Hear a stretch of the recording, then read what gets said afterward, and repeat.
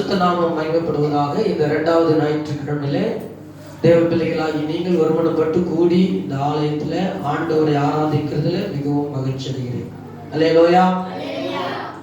தேவனுடைய வார்த்தை என்பது ரொம்ப உன்னிப்பாய், கவனமாய், தெளிவாய் கேட்க வேண்டிய ஒரு நேரம். ஆமென். கர்த்தருக்கு ஸ்தோத்திரம். இந்த நேரத்தை தூக்கமோ மற்ற பிள்ளைகளிடத்துல பேசுகிறதோ, மற்ற காரியங்கள் சிந்திக்கிறதோ, மற்றதை யோசிக்கிறதோ இருக்கவே கூடாது. அல்லேலூயா. இதை நீங்கள் தெரிந்து கொள்ளும் போதுதான் உங்க வாழ்க்கை ஆண்டவர் ஒரு மாற்றத்துல 2021 ஆண்டவர் செய்வார். ஆமென்.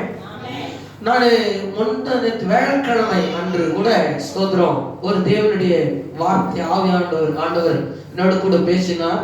அதை நான் எழுதி வைத்தேன். பிரசன்னமாக தேவனுடைய வார்த்தையாக எழுதி வைத்தேன்.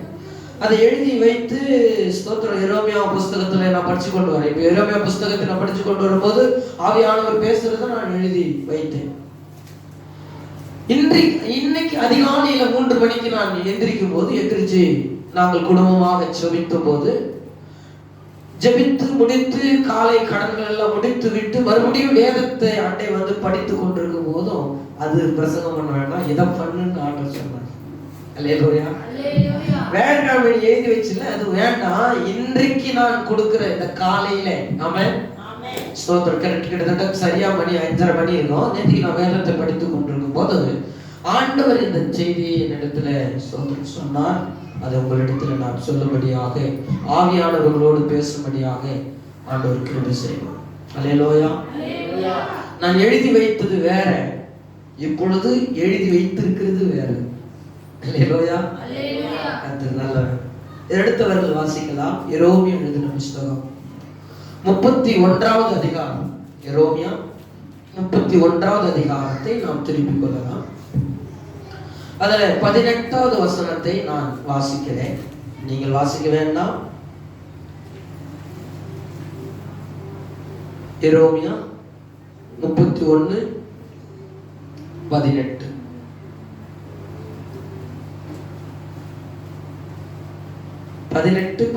நான் வாசிக்கிறேன். நீர் என்னை தண்டித்து நான் பணியாத மாடு போல் அடிக்கப்பட்டேன். என்னை திருப்பும், அப்பொழுது திருப்பப்படுவேன். நீரே என் தேவனாகிய கர்த்தர். நான் திரும்பின பின்பு மனஸ்தாபப்பட்டு கொண்டிருக்கிறேன். நான் என்னை அறிந்து கொண்டதற்கு பின்பு விழாவில் அடித்து கொண்டிருக்கிறேன். வெட்கி நாணிக் கொண்டு இருக்கிறேன். என் இளவயதின் நிந்தையை சுமந்து வருகிறேன் என்று எப்பிராயீம் துதித்து துக்கித்து புலம்பிக் கொண்டிருக்கிறதை நிச்சயமாய் கேட்டேன். அல்லேலூயா. கொஞ்சம் திக்கி படிச்சதுனால உங்களுக்கு புரிஞ்சுதான் புரியலையான்னு தெரியல. இன்னொரு வாசத்துக்கு கூட 1 வாட்டி கூட நான் வாசிக்கிறேன். இந்த 31 அதிகாரத்தை நான் காலையில வாசித்து கொண்டிருக்கும் போது நீர் என்னை தண்டித்தீர், நான் பணியாத மாடு போல் அடிக்கப்பட்டேன். என்னை திருப்பும், அப்பொழுது திருப்பப்படுவேன். நீரே என் தேவனாகிய கர்த்தர். நான் திரும்பின பின்பு மனஸ்தாபப்பட்டு கொண்டிருக்கிறேன். நான் என்னை அறிந்து கொண்டதற்கு பின்பு விழாவில் அடித்துக் கொண்டிருக்கிறேன். வெக்கி நாணிக் கொண்டிருக்கிறேன். என் இளவயதின் நிந்தையை சுமந்து வருகிறேன் என்று எப்பிராயீம் துக்கித்து புலம்பிக் கொண்டிருக்கிறதை நிச்சயமாய் நான் கேட்டேன். எடுத்தீங்களா? பாத்தீங்களா? கேட்டீங்களா? அல்லேலூயா.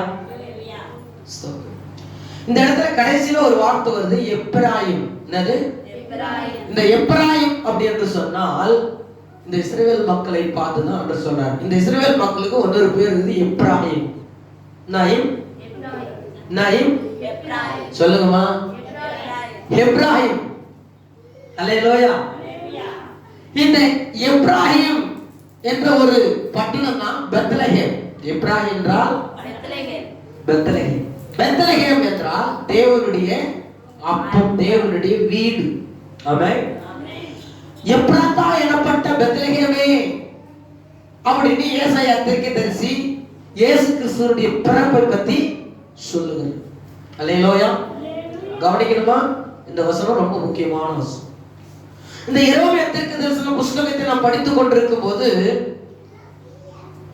அதுக்கு முன்பதாகவே ஸ்தோத்திரம் 29ஆம் அதிகாரத்திலேயே வேலைக்கிழமை ஒரு செய்தி நான் எடுத்தேன். அது இப்ப சொல்லல.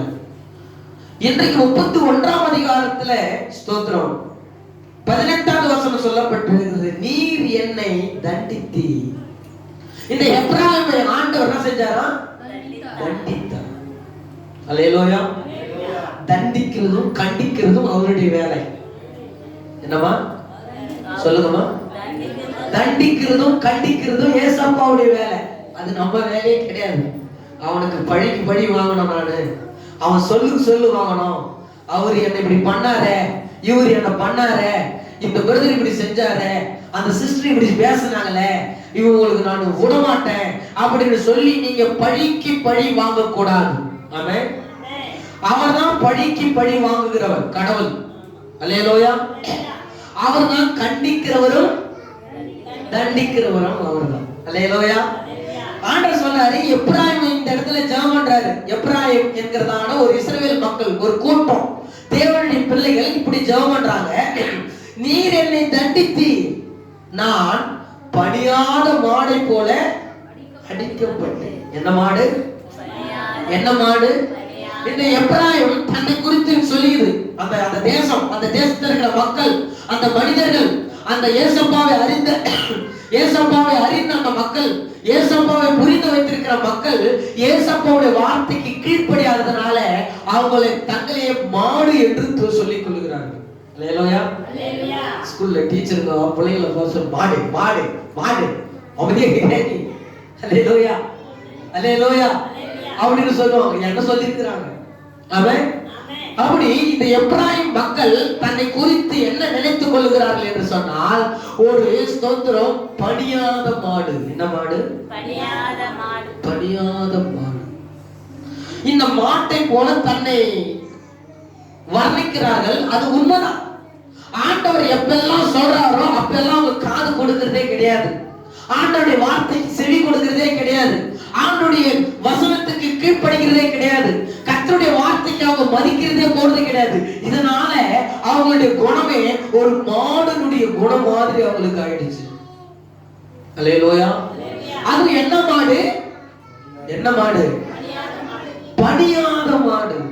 பணியாத மாடு. ஆண்டவர் சொல்றாரு, பணியாத மாடு, அப்பா அம்மாவுக்கு பணியாத மாடு, தாய் தகப்பனுக்கு பணியாத மாடு, தாய் தகப்பன் சொல்லுக்கு கீழ்ப்படியாத மாடு, பெரியவங்களை மதிக்காத மாடு, உங்க மேல ஆண்டவர் நுகத்தடியை வைக்க போறார். கையை தட்டி ஆண்டவர். அல்லேலூயா. ஆண்டவர் எதை வைக்க போறாரு? நுகத்தடி. இந்த புத்தகத்தை நீங்க வாசித்து பார்த்தீங்கன்னா உங்களுக்கு தெரியும். இந்த நுகத்தடியை வைக்க போகிறார். நுகத்தடி வச்சுட்டா அவர்தான் அவன். அந்த நுகத்தடியும் சுமக்கணும். பின்னாடி வச்சிருக்கிற அந்த மணலோ இல்ல வைக்காவோ இல்ல நெல்லு மூட்டையோ இழுக்கணும், சுமக்கணும், இழுக்கணும். மூக்காங்க அவர் போட்டு அந்த மாடு வண்டி ஓட்டுறவர் என்ன செய்வாரு? இழுப்பார். அடங்காத மாடு, சாரி பணியாத மாடு. என்ன மாடு? என்ன மாடு? பணியாத மாடு. ஆண்டவர் எப்படி பண்றார்? நுகத்தடியை வைப்பார். நீங்க 30ஆம் அதிகாரத்தை கூட நீங்க வீட்டுல போய் படிச்சு பாருங்க. ஆண்டவர் ஒரு நுகத்தடியை வைக்கிறார். பணியாத மாடுகளுக்கெல்லாம் ஒரு நுகத்தடியை வைக்கிறார். நுகத்தடியை வைக்கிறார். எந்த மாடு பணியிலையோ, எந்த மாடு ஆண்டவருடைய வார்த்தைக்கு கேட்கலையோ, எந்த மாடு சொந்த ஆண்டவருடைய வசனத்துக்கு கீழ்ப்படியாக இருக்குதோ, இந்த எப்ராயிமை பார்த்து ஆண்டவர் சொல்றாரு, நுகத்தடியை வைக்கிறார். ஆமென். எத்தனை தடவை ஆண்டவர் நம்ம பார்த்து இப்படி நடங்க பிரதர், இப்படி நடங்க சிஸ்டர், இப்படி பேசுங்க சிஸ்டர், இப்படி பேசாதீங்க பிரதர், இப்படி இப்படி கொடுங்க பிரதர், இப்படி கொடுக்காதீங்க பிரதர், இப்படி ஸ்தோத்திரம், இப்படி உங்க வாழ்க்கையை திருப்புங்க பிரதர், இப்படி திருப்பாதீங்க பிரதர், ஸ்தோத்திர சகோதரா தம்பி தங்கச்சி அப்படின்னு நம்ம எத்தனை தடவை ஆவியானவர் உங்ககிட்ட பேசியிருக்கிறார். ஆமென். அதுக்கெல்லாம் நம்ம கீழ்ப்படியில, அது அந்த சொல்லுக்கு நம்ம பணியில் அப்படின்னு சொன்னா ஆண்டவர் நுகத்தடியை வைப்பார். ஆமென். ஆல்ரெடி எப்ராயிம் மேல என்ன வச்சிருக்காரு? நுகத்தடி. நுகத்தடி என்றால் அடிமைத்தனம். என்னத்தனம்? அடிமைத்தனம். இந்த ராஜா நேபுகாத்நேச்சர் என்கிற ஒரு ராஜா இந்த இஸ்ரேல் மக்கள், எப்பிராயிம் மக்கள் எல்லாரும் அடிமையா கொண்டு போய் அங்க சித்திரவதை பண்றாரு. கிட்டத்தட்ட 70 ஆண்டு. எத்தனை ஆண்டு? 70 வருஷம். 70 வருஷம் ஆண்டவரையே தேடல் யுகம், அடிமையிலேயே வாழ்ந்து கொண்டிருக்கிறார்கள். ஆமென். வாழ்க்கையில 70 இருக்கலாம், 7 ஆண்டு இருக்கலாம், 7 நாளா இருக்கலாம், 7 வருஷமாக இருக்கலாம். நீங்க அடிமைத்தனத்தில் இருக்கலாம். எப்படி நம்ம முன்னுக்கு வரப்போறோம்னு நீ யோசனை பண்ணி கொண்டிருக்கலாம். ஆண்டவர் அந்த நுகத்தடி எடுத்து போடணும்னு சொன்னா இந்த எப்பிராயிம் மாதிரி நம்ம மாறணும். ஆமென். எப்படி மாறணும்? எப்பிராயிம் மாதிரி மாறணும். எப்படி மாறினார் எப்பிராயிம்? அதுதான் தன்னை ஒத்துக்கொள்றாரு. என்ன ஒத்துக்கொள்றாரு? என்ன சொல்றாரு பாருங்க, 18வது வசனம். நீ படிமா. நீர் என்னை தண்டித்தி நான் பணியாத மாடு போல் அடிக்கப்பட்டேன். Very good. ஆண்டவர் கிட்ட சொல்றாரு, இந்த எப்பிராயிம் சொல்றாரு, இந்த எப்பிராயிம் தேசத்துல இருக்கிற மக்கள் சொல்றாங்க, இந்த இஸ்ரவேல் மக்கள் சொல்றாங்க, என்னை திருப்பும். இந்த பிரசங்கத்தினுடைய தலைப்பே என்னை திருப்பும். அல்லேலூயா. அவங்க சொல்றாங்க என்னை திருப்பும், அப்பொழுது திருப்பப்படுவே. நீரே என் தேவனாகிய கர்த்தர். கர்த்தர் தான் ஒரு மனுஷனை திருப்ப முடியும். அப்படியா? அப்படி இல்லையா? அல்லேலூயா. ஒரு மனுஷனை திருப்பணும்னா ஆண்டவரால தான் முடியும். நம்ம திரும்பணுங்க. நம்ம வாழ்க்கை திருப்பணும். நம்ம ஏதோ நோக்கி நம்ம ஓடிக்கொண்டிருக்கிறோம். எந்த விஷயத்தையும் நம்ம தேடிக்கொண்டிருக்கிறோம். எந்த பணத்தையும் நம்ம தேடி ஓடிக்கொண்டிருக்கிறோம். நம்ம எதெல்லாம் தேடி ஓடுறோமோ இந்த உலகத்துல அதெல்லாம் நம்ம கிட்ட வரவே வராது. அல்லேலூயா. கவனிக்கிறீங்களா? யார தேடணுமோ அவரை தேடுறது இல்லை. எதை பிடித்து கொள்ளணுமோ அதை பிடிக்கிறது இல்லை. நம்மளுக்கு கிடைக்காதது, நம்மளுக்கு வராதது, நம்மளுக்கு அனுபவிக்க முடியாதது, நமக்கு சுதந்திரம், வாழ்க்கையில சுதந்திரம் நல்லது பண்ணுகிறதை தான் நம்ம தேடி ஓடிக்கொண்டிருக்கிறோம். ஆமென். அல்லேலூயா.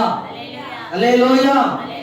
பைபிள் சொல்லுதுங்க, இங்க எப்பிராயிம் சொல்றாரு, என்ன சொல்றாரு? என்னை திருப்பும், அப்பொழுது நான் திருப்பப்படுவேன்.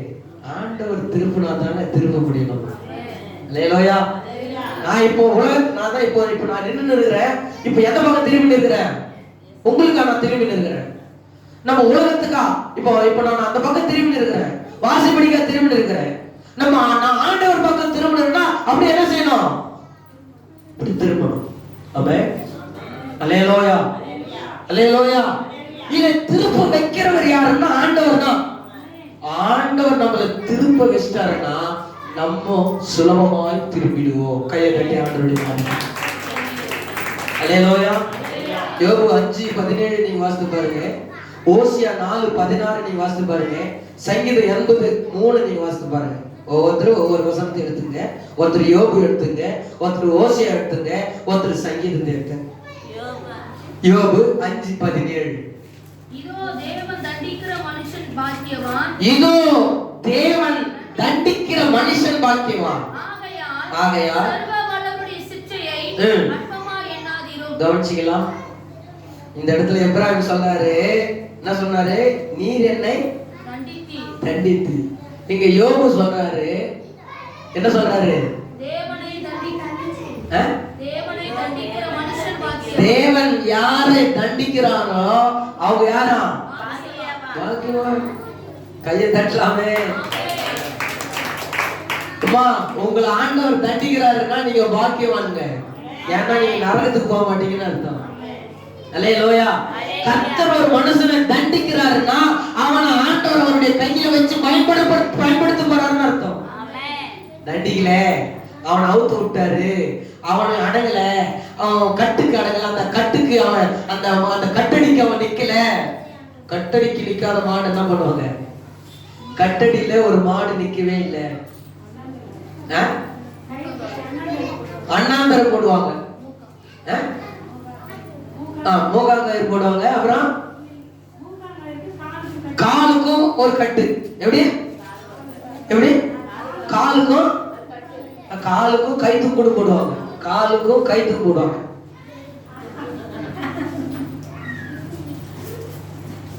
எப்படி? ஆமா. எங்க ஊர்ல 2 கட்டை கட்டுவாங்க எருமாட்டு. கைத்துல கட்டி கட்டையை தொங்க விட்டுருவாங்க. வேகமா ஓடிச்சோன்னா டப்பா டப்பான்னு முட்டில என்ன மாடு? படியாத. பைபிள் சொல்லுது படியாத மாடு. அல்லேலூயா, அல்லேலூயா. இப்போ பாருங்க, ஸ்தோத்திரம். தண்டிக்கிற மனுஷன் பாக்கியவான். யோபு சொல்றாரு தண்டிக்கிற. ஏன்னா யோபு ஆண்டவர் தண்டிக்கிறாரோ இல்லையோ பிசாசு என்ன செய்யறான்? சோதிக்கிறான். இப்படி சோதனை சகிச்சு சகிச்சு சகிச்சு சகிச்சு வந்து சோதனையை ஜெயிச்சிட்டாரு. அவர் சொல்றாரு, யார் ஒரு மனுஷனை தண்டிக்கிறாரோ, ஆண்டவர் யாரை தண்டிக்கிறாங்களோ, யார் எவனை தண்டிக்கிறாரோ அவங்க யாரா? அவங்க யாரா? என்ன கூட தண்டிச்சிடுங்கப்பா, நான் ஏதாச்சும் தப்பு செஞ்சுதான் என்ன தண்டிங்கப்பா. ஒவ்வொரு நாளும் ஆண்டவர்கிட்ட முட்டி போட்டு ஜெபம் பண்ணி கேளுங்க, என்ன தண்டிங்க ஆண்டவரே. அப்பா, நான் இந்த பூமியிலேயே நான் தண்டனை அனுபவிச்சிடணும், நான் நரகத்துக்கு போக கூடாது செத்துட்ட பிறகு அப்படின்னு சொல்லி இந்த பூமியிலேயே நீதிமானுக்கு தண்டனை வந்துடும். ஒரு அல்லிலே சொல்லாமே, அவன் சொல்லாமே. யோபு தெரியாது. இப்போ ஓசியா புஸ்தகத்தை நீங்க வாசித்து பாருங்க. 4:16 4ஆம் அதிகாரம் 16ஆம் வசனம் எடுத்தீங்களா? எடுக்க சொன்னேன் நானு. ஒருத்தர் யோசியா புஸ்தகத்தை எடுத்துங்க, ஒருத்தர் சங்கீதத்தை எடுத்துங்க சொன்னேன். இஸ்ரவேல் அடங்காத கிடாரியைப் போல அடங்காதிருந்தது. இஸ்ரவேல் அடங்காத கிடாரியைப் போல். இஸ்ரவேல் ஜனங்க எப்படிப்பட்டவங்களா? அடங்காத கிடாரியை போல் அடங்காதிருக்கிறது. இப்பொழுது கர்த்தர் அவர்களை விஸ்தாரமான வெளியிலே ஆட்டுக்குட்டியை போல் மேய்த்து அலைய பண்ணுவார். என்ன பண்ணுவார்? என்ன பண்ணுவார்? அடங்காத கிடாரிகளை அலைய பண்ணுவார். அல்லேலூயா. இந்த இஸ்ரவேல் மக்களுக்கு அடங்கல அப்படின்னு சொன்னா, ஆண்டவருக்கு அடங்கல, கர்த்தருக்கு கீழ்ப்படியல, ஆண்டவருடைய வார்த்தைக்கு கீழ்ப்படியல அப்படின்னு சொன்னா என்ன பண்ணுவார்? என்ன பண்ணுவாருமா? என்ன பண்ணுவார்? அலைய பண்ணுவார். அலையணும். எங்கெல்லாம் போய் நீ அலையணுமோ அங்கெல்லாம் அலைய வைப்பார். அவன் சொல்லாமே, அல்ல சொல்லாமே. ஆனா இது அந்த பிரசங்கத்தை விட்டு இந்த பிரசங்கத்துக்கு காலையில பண்ண சொன்னாரு. ஒரு 15 நிமிஷத்துல எழுதிட்டு நான் 1 மணி நேரம் பேச போற பிரசங்கத்தை 15 நிமிஷம் 10 நிமிஷத்துல எழுதிட்டு வந்துட்டேன். ஆமென், அல்லேலூயா. அடங்காத கிடாரிகளை அலைய பண்ணுவார். இப்ப சங்கீதம் 83 அதே ஓசியாவிலே 10:11 கூட நீங்க வாசித்து பார்க்கலாம்.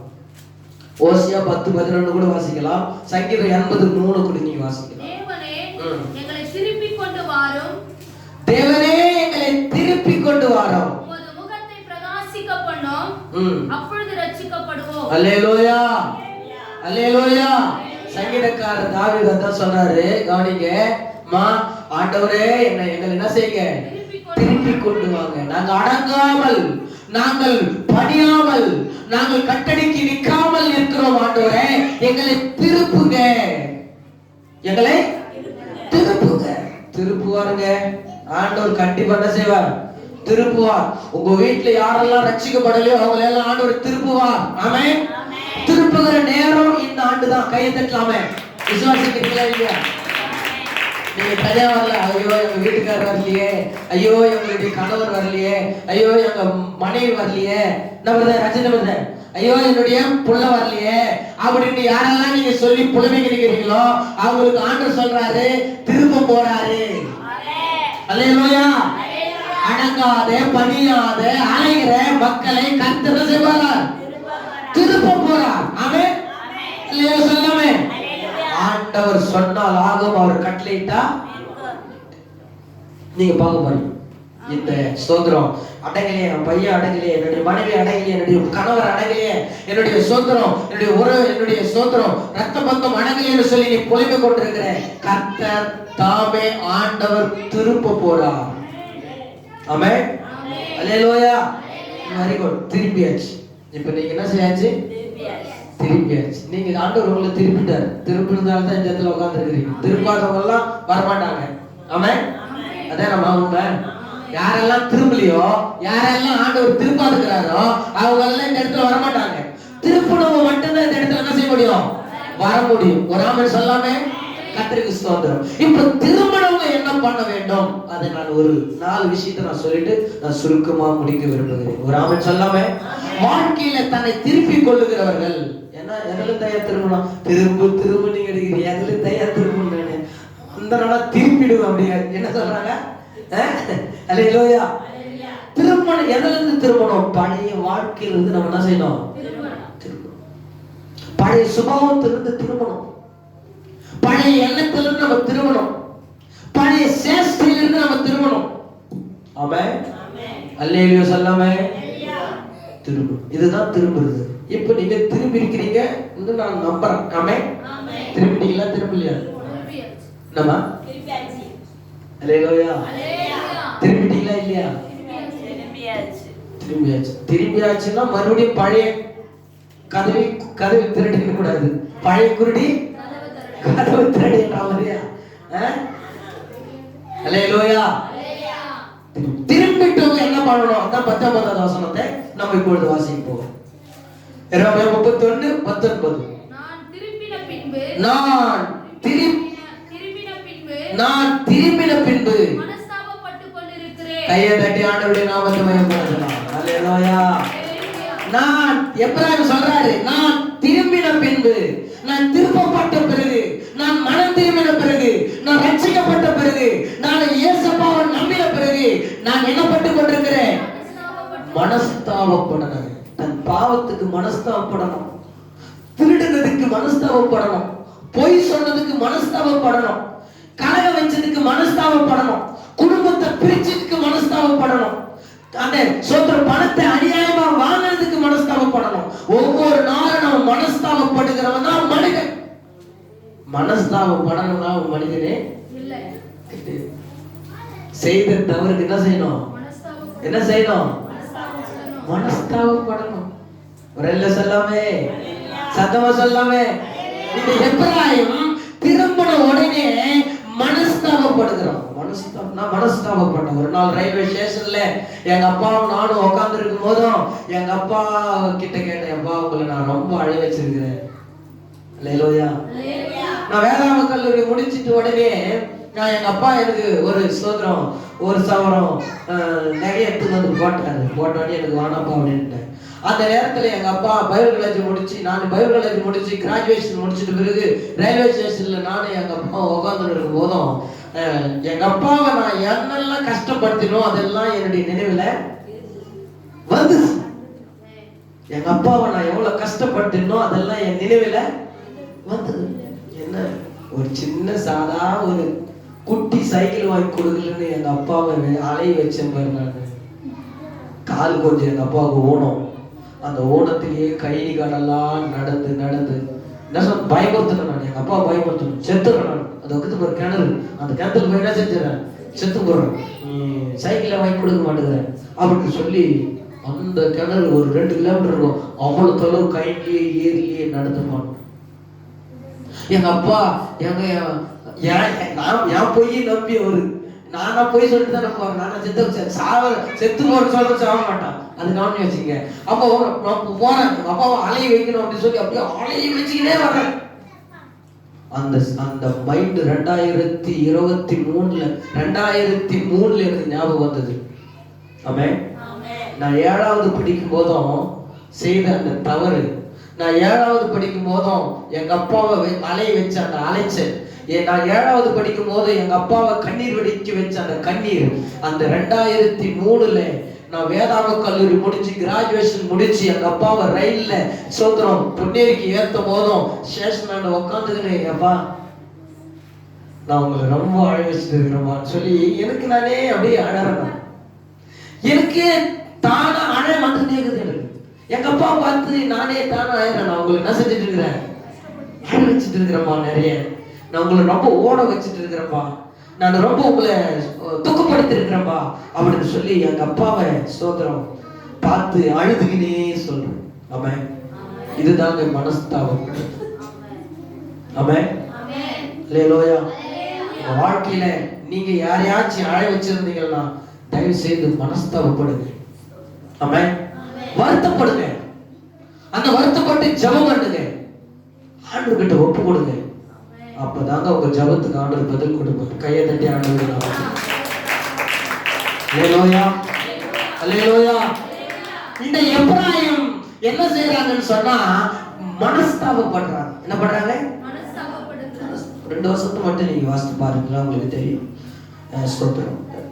எரோமியா எழுதுற புஸ்தகம், எரோமியா 8ஆம் அதிகாரம் 4வது வசனத்தை நீங்க வாசிங்க. எரோமியா 8:4. சீக்கிரமா வாசிங்க, நேரம் இல்லை. நீர் அவர்களை நோக்கி எழுந்துவார்கள், எழுந்திருக்கிறது இல்லையோ? நல்ல தெளிவா படிக்குமா? 8ஆம் அதிகாரம் 4வது வசனம்.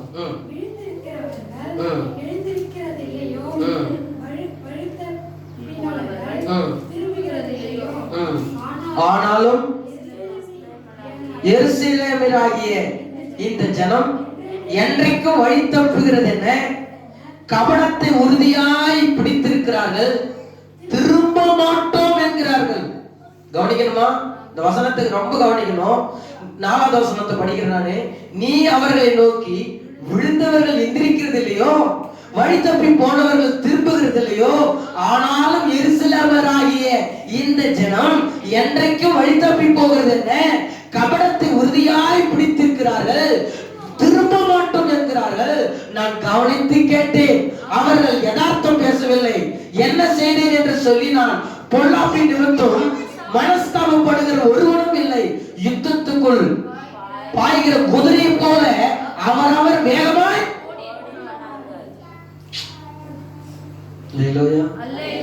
ஏங்க கீழ் வந்துட்டா எந்திக்கிறது இல்ல? அம்மா சாவித்திரி அம்மா போய் நினைக்கிறீங்க, கீழ் விழுந்துடுறீங்க, எந்திக்க மாட்டீங்க. இதே மாதிரி இருக்குங்க நம்ம வாழ்க்கை. நம்ம பாவம் செய்வோம், நம்ம தவறு செய்வோம், நம்மளால தவறு செய்யறதுக்கு முடியும், நம்ம கெட்ட வார்த்தை பேச முடியும், பேசிட்டோம். ஆனா அதுல இருந்து வெளிவர முடியாதா?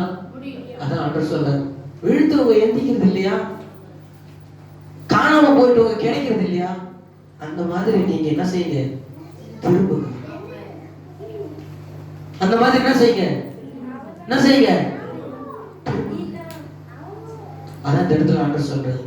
நான் கவனித்து கேட்டேன், அவங்க கபடம் அவங்களுடைய கபடத்தை உறுதியா பிடித்துக் கொள்றாங்க. கபடம் கபடம் கபடம் கபடம் தெரியல,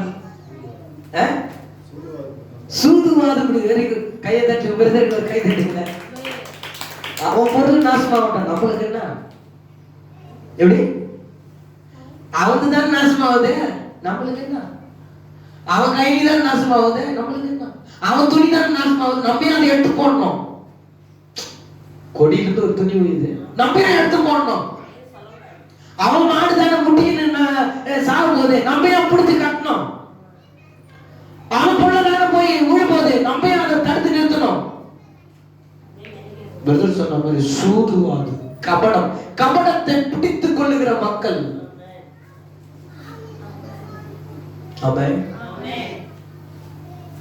அதுதான் அது குதிரை மாதிரி வேகமா போறாங்க. இப்படிதான் அவங்க வாழ்க்கை எப்படி இருக்குது அப்படின்னு ஆண்டவர் தெளிவா. நான் கவனித்து கேட்டேன், ஆண்டவர் சொல்றாரு, நான் கவனித்து கேட்டேன், அவர்கள் யதார்த்தம் பேசவில்லை. என்ன பேசல? என்ன பேசல? யதார்த்தமா பேசல. நான் யதார்த்தமா தான் சொன்னேன் அவரு சொல்ல, உள்ள ஒன்று வச்சுக்கிட்டு. இதுதான் கபடம். ஆண்டவர் பாக்குறாரு இந்த ரெட்டிவல கிராமத்துல இருக்கிற மக்களே, விசுவாசிகளை பார்த்து, அதான் எருசலேமிலாகி நீங்க. யாரு? எருசலேம் மக்களாகி நீங்க, அதாவது ரெட்டிவல பிள்ளைகளாகி நீங்க. ஆண்டவர் தெளிவா சொல்றாரு, யதார்த்தம் பேசவில்லை. என்ன பேசல? உள்ள ஒண்ணு வச்சுக்கிட்டு வெளியே ஒண்ணு நம்ம பேசக்கூடாது. கடவுளை பிள்ளைகளாகி நம்ம இருதயத்தில் ஒண்ணு வைத்துக் கொண்டு வெளியில பேசக்கூடாது. நம்ம யதார்த்தத்தை பேசணும். ஆனா இந்த எப்ராயிம் மக்கள், இஸ்ரவேல் மக்கள், யூத மக்கள் யதார்த்தத்தை பேசல, யதார்த்தத்தை பேசவில்லை. என்ன செய்தான் என்று சொல்லி தன் பொல்லாப்பு நிமித்தம் மனஸ்தாபப்படுகிறவன் ஒருவனும் இல்லை. என்ன செய்தான்னு சொல்லி மனஸ்தாபப்படுறவன் அவன் செய்து அவனுக்கே பஸ் தெரிய மாட்டேங்குது. இந்த சிஸ்டர் இப்படி பேசினா இவங்க மனசு எவ்வளவு கஷ்டப்படுதுன்னு ஃபர்ஸ்ட் எனக்கு என்ன செய்ய மாட்டேங்குது, தெரிய மாட்டேங்குது. அவன் சொல்லாம கவனிக்கணும். ரொம்ப ஆழமான பிரசங்கம். சோதரன் நான் சுருக்கமா சொல்லி முடிக்கிறேன். ரொம்ப நீளமா போய் கொண்டிருக்கிறது. கர்த்தருக்கு ஸ்தோத்திரம். அல்லேலூயா. ஆண்டவருடைய நாமமே மகிமைப்படட்டும். எப்படிதான் மக்கள் வாழ்ந்து கொண்டிருக்காங்க. நீங்க இந்த சோதரம் திருமணம் நம்ம என்ன செய்யணும்? விழுந்தா எந்திக்கிறது இல்லையா, காணாத போயிட்டா கிடைக்கிறது இல்லையா, அந்த மாதிரி நம்ம என்ன செஞ்சிடணும்? திருமணம். நம்ம திரும்பிட்டா, ஆண்டவர் நம்மளை திரும்பிட்டா நம்ம என்ன செஞ்சிருவோம்? திரும்பிடுவோம். திரும்புறதுனால என்ன நடக்குதுன்னா மனஸ்தாபப்பட வேண்டும். என்ன பண்ணணும்? இந்த எபிராயிம் மனஸ்தாபப்பட்டா. இரண்டாவது அதே புஸ்தகத்தை நீங்க வாசித்து பாருங்க. அதே வசனத்தை 31:19 நான் திரும்பின பின்பு மனஸ்தாபப்பட்டு கொண்டிருக்கிறேன். நான் என்னை அறிந்து கொண்டதற்கு பின்பு நான் என்னை அறிந்து கொண்ட பின்பு விலாவில் அடித்துக் கொண்டிருக்கிறேன். விலாவில எப்படி எப்படி எப்படி விலாவிலே அடித்துக் கொண்டிருக்கிறேன். அடிக்கணும். தவறு செஞ்சவன் என்ன செய்யணும்? மார்ல அடித்துக்கணும். இந்த எபிராயிம் அப்படிதான் செஞ்சுட்டு இருக்குது. ஏதோ ஒரு நாட்டுல இப்ப கூட அடிச்சிருக்கிறாங்க அவங்க தப்பு செஞ்சதுக்கு. ஆமென். நீயும் நானும் பிரியமான தேவனுடைய பிள்ளைகளே இந்த எபிராயிம் போல தன்னை அறிந்து கொள்ளணும். ஃபர்ஸ்ட் என்ன செய்யணும்? நீ யார் என்பதை ஃபர்ஸ்ட் அறிந்து கொள்ளணும். நீ கடவுளுடைய பிள்ளை என்பதை நீ ஃபர்ஸ்ட் அறிந்து கொள்ளணும். எபிராயிம் தன்னை அறிந்து கொண்டது. அறிந்து கொண்டதனாலே மார்பிலே தன்னை என்ன செய்து அடித்துக் கொள்ளுகிறான். மார்பில் அடித்துக் கொள்ளுறான். தப்பு செஞ்சுட்டேன், தவறு செஞ்சுட்டேன், படியாத மாடு போல இருந்தேன், கீழ்ப்படியாத கிடாரை போல இருந்தேன், அனைத்து திரியணும்னா ஆண்டவர் என்ன மாத்திட்டாரு அப்படின்னு சொல்லி விலாவலை அடிக்கணும். நம்ம என்ன செய்யணும்? விலாவல அடிச்சுக்கிறீங்களா? எப்பாச்சா யாராச்சும் சேர்த்துட்டாதான் ஐயோ ஐயோ செத்துட்டு உயிரா இருக்கும்போது 10 காசு கொடுக்க மாட்டாங்க அவங்களுக்கு. உயிரா இருக்கும்போது ஒரு கந்த துணி வாங்கி கொடுக்க மாட்டாங்க அவங்களுக்கு. உயிரா இருக்கும் போதும் ஒரு பாலை ஊத்த மாட்டாங்க. அல்லேலூயா, அல்லேலூயா.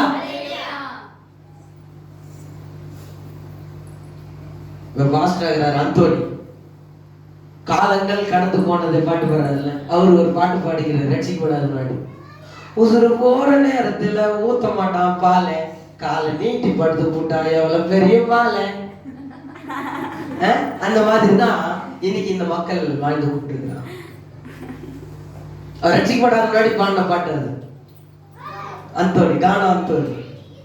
அல்லேலூயா, அல்லேலூயா. ஏன் இது நான் உங்களுக்கு சொல்றேன்னு சொன்னா, பிரியமான பிள்ளைகளே, நாம் நம்முடைய பாவங்களுக்காக விழாவில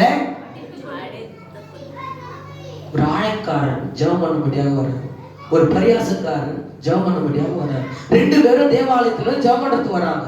ஆனா ஒரு ஆயக்காரன் மட்டும் சபைக்கு வெளியே, எங்க ஆலயத்துக்கு வெளியே ரோட்லயே நின்னுகிறான். ஒரு பரியாசக்காரன் மட்டும் தான் முன்னாடி தேவனுடைய ஆலயத்துல வந்து முட்டி போட்டு. நீங்க வீட்டுல போய் படிச்சு பாத்தீங்கன்னா உங்களுக்கு தெரியும். லூக்கா 18ஆம் அதிகாரம் 13வது வசனத்தை கூட நீ வாசித்துருங்க. சீக்கிரமா சுருக்கமா வாசித்துருங்க சீக்கிரமா. லூக்கா 18:13. ஆயக்காரன் தூரத்துல நின்று, எந்த தூரத்துல இருந்து? சர்ச்சுக்கு தூரத்துல நின்று தன் கண்களையும் வானத்துக்கு ஏறெடுக்க துணியாமல் தன் மார்பிலே அடித்துக் கொண்டு, தேவனே பாவியாகி என் மேல் கிருபையாயிரும் என்றார். அல்லேலூயா. ஆண்டவர் அவன் ஜெபத்தை தான் ஆண்டவர் கேட்டாரு. ஆனா உள்ள வந்து ஜெபம் பண்றாரு ஒரு டிக்கெட். என்ன ஜெபம் பண்றாரு? என்ன ஜெபம் பண்றாரு? ஆண்டவரே அத வெளியே நிக்கிறான் பாரு, அவனா மாதிரி கிடையாது. அவனா மாதிரி, அவன் கஞ்சம் பிசினாரி, அவன் முள்ள மாதிரி, அவன் திருடன், அவன் பொய் சொல்றவன், அவன் சூத்திரம் பயங்கர மோசம் பண்றவன், அவன் அக்கிரமக்காரன். அவன மாதிரி நான் கிடையாது. அல்லேலூயா. மத்தவங்களையும் நம்ம கம்பேர் பண்ணணும், மத்தவங்களோடய நம்ம சேர்த்து வச்சு பேசணும். நீ உன்னை நீ ஃபர்ஸ்ட் பாரு. அல்லேலூயா. நான் உபவாசம் எடுக்கிறாண்டவரே, நான் கர்த்தருக்கு காணிக்கை கொடுக்கிறாண்டவரே, நான் அது கொடுக்கிறாண்டவரே, இது கொடுக்கிறாண்டவரே, அவன மாதிரி நான் கிடையாது. உள்ள இருக்கிற ஆண்டவர் வெளியே போயிட்டாரு. நான் ஜபத்து கேட்டு உள்ள இருக்கிற ஆண்டவர் எங்க இருந்தாரு? அவன் வராத வரைக்கும் உள்ளதான் இருந்தாரு. அவன் எப்ப உள்ள வந்தானோ ஆண்டவரே வெளியே காலிட்டு ஜபத்தை நான் கேட்டா நானே பாவி ஆயிடுவேன். ஆண்டவர் சொல்றாரு, உன் ஜபத்தை நான் கேட்டனா நானே பாவி ஆயிடுவேன். அதனால வெளியே ஒருத்தர் ஜபம் பண்றான் பாரு, பாவியாகி என் மேல் அவன் கிட்ட போயிட்டாரு. கையை தட்டி ஆண்டு நாம ஆமென். இந்த எபிராயம் என்ன சொல்றாங்க? மனஸ்தாபப்பட்டு தன் விழாவிலே கையை அடித்துக் கொண்டு, அப்புறம் கையை அடித்துக் கொண்டு வெக்கி நாணிக் கொண்டிருக்கிறேன். என்னதுமா? வெக்கி. வெக்கின்னா சின்ன வார்த்தை போட்டுக்கிறாங்க, அது வெக்கப்படுதல் அர்த்தம். ஆமென். நாணி அப்படின்னா சேம். என்னது சேம்? சேம்னா அசிங்கம். பம்பு சேம்ன்றாங்கல்ல, சேம் சேம் சேம் பம்பு சேம். அல்லேலூயா. இன்னைக்கு நிறைய பேருக்கு ஆலயத்துக்கு வரதான் சேம். ஆமா, நிறைய பேருக்கு என்னது? ஆலயத்துக்கு வரதான் சேம் ஆகலாம், பாவம் செய்யறது சேம் இல்லையா? அல்லேலூயா. இன்னைக்கு நிறைய பேருக்கு பாய் போடுறதான் சேமா இருக்குதான், அங்க சோதரம் தேவையில்லாத கெட்டத சோதரம் போர்ல பார்க்கறது சேம் இல்லையா? வெக்க இல்லையா? அல்லேலூயா. வெக்கப்படணும். நான் எது வெக்கங்க? எதுங்க வெக்கம்? எதுமா வெக்கம்? சர்ச்சுக்கு வரதா வெக்கம்? பாய் போடுறதா வெக்கம்? கெட்ட வார்த்தை பேசாத இருக்கிறதா வெக்கம்? பெருக்கிறதா வெக்கம்? அல்லேலூயா. அல்லேலூயா. நீங்கள் வெக்கப்படாத ஊழியக்காரர்களாக இருங்கன்னு ஆண்டவர் சொல்லியிருக்கிறார். நீங்க வெக்கப்படாத சீஷர்களாக இருங்கள். நீங்க கடவுளுடைய காரியத்துல ஒரு விஷயத்துல நீங்க என்ன செய்யக்கூடாது? வாங்கப்படுறதாக அந்த டெத் ஆயிடுச்சு ஜாமன்லாம் வெக்கமாக்குதாயா, பக்கத்து வீட்டுக்காரர் என்ன சொல்லலாம்? எது வெக்கம்? ஜாம் பண்றது வெக்கமா? சாவுக்கு போறது வெக்கமா? நல்லது செய்யறது வெக்கமா? அல்லேலூயா. பாட்டு பாடுறது வெக்கமா? வெக்கப்படத்து வைக்கிறதே பிசாசு தான் ஃபர்ஸ்ட். தவறு செய்யறதா வெக்கப்படணும். இந்த எபிராயம் தவறு செய்யறதுனால வெக்கி நாணிக் கொண்டிருக்கிறேன். ஆமென். எனக்கு சேமா இருக்குது ஆண்டவரே, எனக்கு பப்பு சேமா இருக்குது ஆண்டவரே, எனக்கு ஸ்தோத்திரம், எனக்கு ரொம்ப அவமானமா இருக்குது ஆண்டவரே சொல்லி அவமானப்படுறாங்க இந்த இடத்துல. இல்லையா சொல்லாமே? அவமானப்படுறது நம்மளா பாவம் செய்யறவங்களா? அல்லேலூயா. அல்லேலூயா. வெக்கி நாணிக் கொண்டிருக்கிறது. ஒரு இல்ல சொல்லாமே கடைசியா நான் முடிக்க விரும்புகிறேன். அதே வசனத்தை மறுபடியும் கடைசியா வாசிக்கலாம். என் இளவயதின் நிந்தையை சுமந்து வருகிறேன் என்று எபிராயிம் துக்கித்து புலம்பிக் கொண்டிருக்கிறதை நிச்சயமாய் கேட்டேன். அல்லேலூயா. என் இளவயதின் நிந்தை. இளவயதின் சின்ன வயசுலயே நிந்தை, வாலிப வயசுலயே நிந்தை, அவமானம். வாலிப வயசுலயே உன்னை மதிக்கிறது யாரும் இல்லை, வாலிப வயசுலயே உன்னை கண்டுக்கிறவன் இல்லை. அவன் உன் இள வயதின் நிந்தை ஆண்டவர் மாத்த போறார். அல்லேலூயா. நீ வாலிப வயசுல எவ்வளவு கஷ்டப்பட்ட, ஆண்டவர் அதுக்கேற்ற ஆசீர்வாதத்தை கொடுக்க போறார். அல்லேலூயா சொல்லாமே. ஆண்டவர் சொன்னாரு, உன் இள வயதின் நிந்தையை நான் கேட்டேன், நீ புலம்பிக் கொண்டிருக்கிறதை கேட்டேன், நீ வெட்கப்படுறதை நான் பார்த்தேன், நீ சொந்த மனஸ்தாபப்படுறதை நான் பார்த்தேன், விழா எலும்பை அடிச்சு பாவியாகி என்ன கிருபியாக இருங்க என்று சொல்றதை நான் கேட்டேன்னு ஆண்டவர் சொன்னார். நீங்க வீட்டுல போய் 31 அதிகாரத்துக்கு வாட்சி பாருங்க. இந்த மாதிரி ஒரு விசுவாசி ஒரு கடவுளுடைய பிள்ளை நடந்து கொள்ளும் போது அவங்களுக்கு வர ஆசீர்வாதம் அது கீழே வசனத்தை நீங்க வீட்டுல போய் படிச்சுங்க. ஆமென். அல்லேலூயா. அல்லேலூயா. கர்த்தருக்கு ஸ்தோத்திரம் உண்டாகட்டும். எனக்கு பிரியமான தேவனுடைய பிள்ளைகளே, இந்த காலை வேளையில திரும்பணும். என்ன செய்யணும்? திரும்புறது மட்டுமில்ல, ஆண்டவர் திருப்பிடுவாரு, நம்ம திரும்பிடுவோம். திரும்பின பிறகு செய்ய வேண்டிய விஷயம் தான் இந்த 4 விஷயம். கண்களை மூடி ஜெபிக்கலாம். ஹல்லேலூயா. ஸ்தோத்திரம் ஆண்டவரே, பரிசுத்தரே உமக்கு ஸ்தோத்திரம் ஆண்டவரே. ஸ்தோத்திரம். என்னை திருப்புங்க, என்னை திருப்புங்க ராஜா, நான் திருப்பி கொண்டு வருவேன் ஆண்டவரே. ஸ்தோத்திரம் ஆண்டவரே. ஹல்லேலூயா. ஸ்தோத்திரம் ஆண்டவரே. ஸ்தோத்திரம் ஆண்டவரே. ஸ்தோத்திரம் அப்பா. ஹல்லேலூயா. நன்றி ஆண்டவரே. ஸ்தோத்திரம் ஆண்டவரே. ஸ்தோத்திரம் அப்பா. ஹல்லேலூயா. ஸ்தோத்திரம் ஆண்டவரே. துதிக்கிறோம் ஆண்டவரே. ஹல்லேலூயா. ஹல்லேலூயா. ஹல்லேலூயா. என்னை திருப்புங்க ஆண்டவரே, என்னை திருப்புங்க ஆண்டவரே, என்னை திருப்பி கொண்டு வருகிற